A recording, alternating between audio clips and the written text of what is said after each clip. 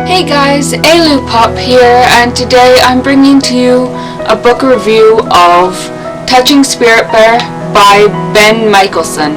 I read this book for the first time when I was about in grade 6, so probably about when I was in grade 11.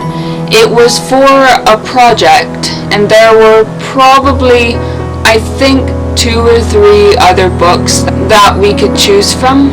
I remember choosing this book and really enjoying it the first time that I read it. I wasn't the reader then that I am now, but it was still good enough that I knew it was good. I don't really remember when I actually got it for myself, but I do know that it was given to me for Christmas by my mom, and I think it was the following Christmas. Touching Spiritbear follows the story of 15-year-old Cole Matthews, who is a juvenile delinquent. Prior to the book, he'd been in trouble lots of times with the law, but he'd always gotten away with it because his parents had the money to get him out. But now, during the book, his parents are divorced, and suddenly they don't want to pay his bail, so now he's facing the consequences of beating up a fellow school student named Peter Driscoll. He is sent to Circle Justice, which involves the community in helping him find a way to make amends for what he did to Peter. But for the most part, the circle seems to say that he should be sent to jail anyways. Finally, it is decided that he will be sent to an island off the coast of Alaska, that he will have no contact with anyone, except for Edwin, a Tlingit Indian, who will bring him some supplies for the course of the year that he will be there. As he spends most of a year on his own, he doesn't really get much interaction in the second half of the book between the other characters. The first half of the book is spent going back and forth between the present and the past to show how he got to the position that he's in, while the second half of the book is mainly showing itself and how Cole survives on the island for a year. The change in Cole really begins in probably the first quarter of the book, which I don't really like, but I understand why it happens. And I can't tell you why because that would be spoilers, and I try to do these reviews with spoiler free, but it felt kind of sudden to me. He's left alone on an island mostly by himself, so he really can't do much other than think, watch the animals, and look for the spirit bear.